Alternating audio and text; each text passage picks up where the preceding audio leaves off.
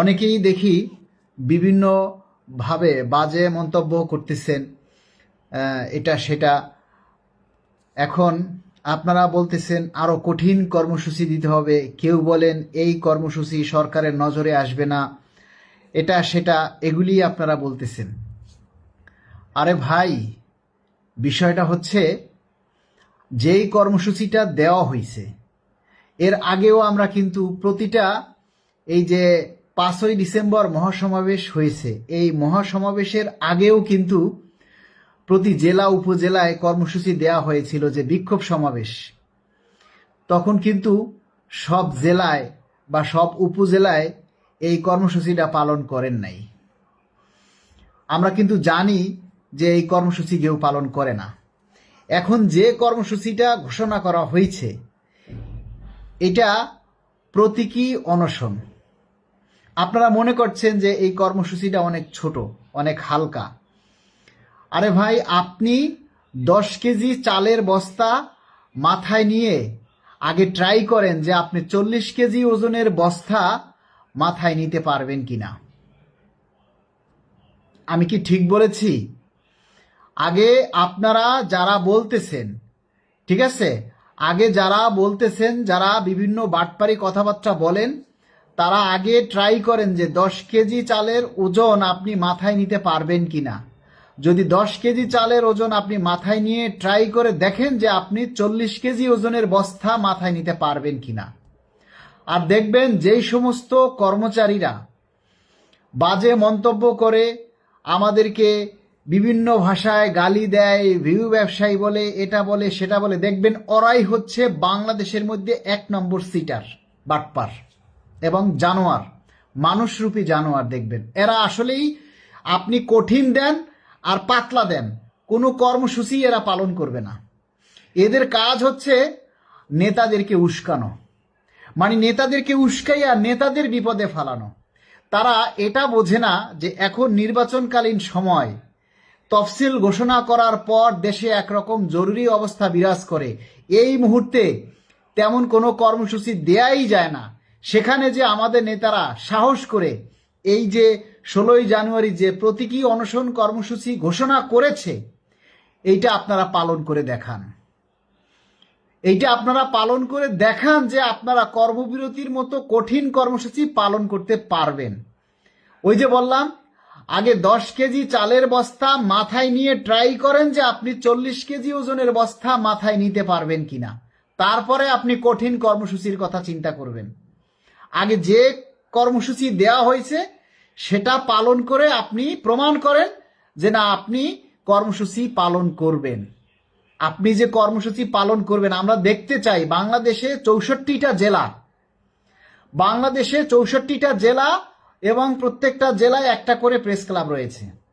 আমরা এই 64 জেলায় আমরা প্রতীকী অনশন কর্মসূচি দেখতে চাই। এই 64 জেলায় আগে এই কর্মসূচি পালন করে আপনারা দেখান যে আপনারা কর্মসূচি পালন করবেন। আন্তাজে আগেই আপনারা লাফ মাইরেন না, ফাল মাইরেন না। আমরা কর্মচারী জাতিকে হারে হারে চিনি। আমরা এই গতকালকে কর্মসূচি ঘোষণা হওয়ার পর থেকে আমরা এতদিন, আপনারা যখন কর্মসূচি ঘোষণা হয় না তখন আপনারা বারবার কমেন্ট করেন কর্মসূচি দেন, কর্মসূচি দেন, কর্মসূচি দেন। যখন কর্মসূচি ঘোষণা করা হয় তখন বলেন কঠিন কর্মসূচি দেন, কঠিন কর্মসূচি দেন, কঠিন কর্মসূচি দেন। যখন কঠিন কর্মসূচি দেওয়া হয় তখন আর কাউকে খুঁজে পাওয়া যায় না, খুঁজে পাওয়া যায় না, খুঁজে পাওয়া যায় না। ঠিক আছে?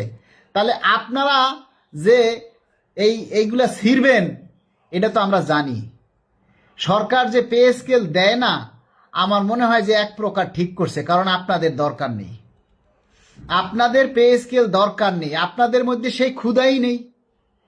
আরে ভাই, যার পেটে ক্ষুধা আছে সেই লোক আবার রাস্তায় না নামিয়া পারে, আন্দোলন না নামিয়া পারে।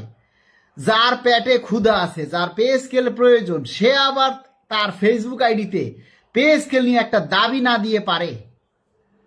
এটা আপনারা বলবেন আর আমরা সেটা বুঝে নিব। একমাত্র যারা, আর এই বাংলাদেশে 100 জনের মধ্যে 80% মানুষ কর্মচারী হইল অসৎ। 100 জনের মধ্যে 80 জন কর্মচারী হইল অসৎ। ওই সুদের ব্যবসা আছে, নাইলে ঘুষের ব্যবসা আছে, নাইলে চুরির ধান্দা আছে, যে কোনোভাবে তাদের অবৈধ ইনকাম আছে। আরে ভাই, আপনার যদি অবৈধ ইনকাম না থাকে তাহলে আপনি ঘরে কিভাবে চুপচাপ করে বসে থাকেন আমার একটু বুঝান তো। এই যে মানুষগুলি এই পে স্কেলের জন্য চিল্লান আপনারা, আমি এই যখনই লাইভে আসি আপনারা অপেক্ষা করেন আমি কখন লাইভে আসবো, কখন একটা কথা বলবো। এই মানুষগুলাই হচ্ছে প্রকৃতপক্ষে সৎ মানুষ। এই মানুষগুলোই অপেক্ষায় থাকে কখন একটা ভালো খবর পাবো। আর যে মানুষগুলা দেখবেন যে আসে টিস্কেরি মারতে, ফালতু কথা বলতে আসবে, দেখবেন এগুলাই হচ্ছে মানুষ নামের জানোয়ার। এগুলাই হচ্ছে মানুষ নামের জানোয়ার। এরা মানুষ না, এদের মধ্যে মনুষ্যত্ব নেই, বিবেক নেই। এরা কখনো নিজের আইডিতে পে স্কেলের দাবি নিয়ে একটা পোস্ট করে না। এরা কখনো অন্যের পোস্ট করা দাবি শেয়ার করে না, প্রচার করে না। এরা আসে খালি খোসা মারতে, এরা আসে খালি আপনাকে খোসা মারবে, বিভিন্ন ভাষায় গালি দিবে, এটাই হলো তাদের চরিত্র। তা আমরা জানি যে সমস্ত মানুষগুলা বলে কঠিন কর্মসূচি দেন, এইটা দেন ওইটা দেন, দেখবেন এরা কেউ কর্মসূচি পালনই করবে না।